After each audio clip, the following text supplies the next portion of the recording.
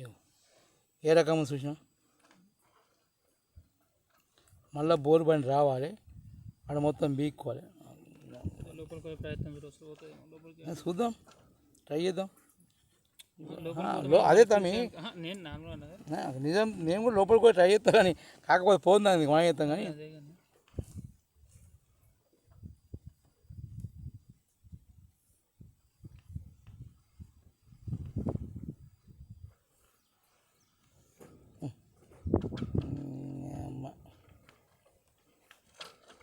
మొత్తం దుగ్గు అయిపోయింది, దుక్కు అయిపోయింది ఏం లేకుండా.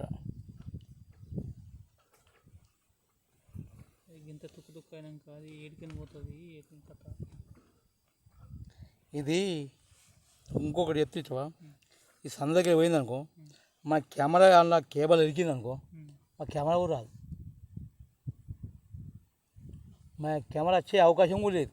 ఎందుకంటే అలా ఇరికింది అనుకో చిరికిందనుకో ఇక మా 30,000 కెమెరా అటే పోతుంది.